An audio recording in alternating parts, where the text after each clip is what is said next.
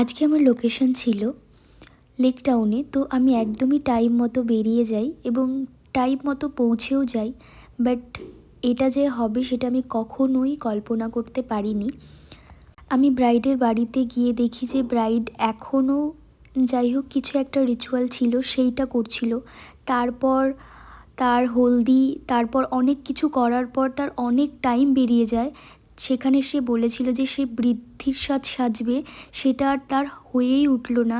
তারও ভীষণ মন খারাপ হয়ে গেছিলো এবং আমারও ভীষণ মন খারাপ হলো যে সে এত কষ্ট করে এতগুলো দিন ধরে সে ভেবেছিল যে সে বৃদ্ধিতে সাজবে, কিন্তু অ্যাট লাস্ট তার আর হলো না।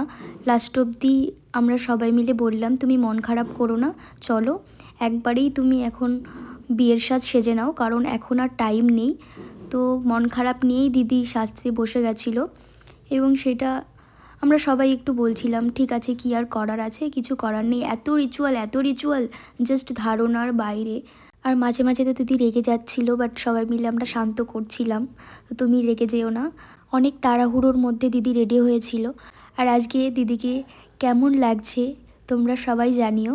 আর দিদির তো খুব ভালো লেগেছিলো আর আমারও ভীষণ ভালো লেগেছিলো। বাট এতটা তাড়াহুড়ো ছিল আর এতটা মানে আমি জাস্ট ধারণার বাইরে। তো তারপরে আমি আরও 3টে পার্টি হেয়ার করি এবং একটা দেখাতে পারি, আরগুলোর টাইম ছিল না দেখানোর মতো। তো সেও অনেক ভালো রিভিউ দিয়েছিল আর আমার তো ভীষণ ভালো লাগলো। আর তোমরা যারা চাইছো তোমাদের নিজেদের স্পেশাল দিনে বুক করতে আমাকে, তারা একটু ঝটপট বুক করে ফেলো। আর আমি লোকেশানে পৌঁছেছিলাম দুপুর 1টার সময় আর আমি এখন বাড়ি আসছি রাত 11টার সময়, কারণ আমি একবার র্যাপিডো বুক করি এবং সেটা ক্যান্সেল হয়ে যায়। আধ ঘন্টা ধরে দাঁড়িয়েছিলাম, এরপর আবার র্যাপিডো বুক করি, সেটা আস্তে আস্তে আমার রাত 11টা বেজে যায় বাড়ি ঢুকতে ঢুকতে। তো চলো।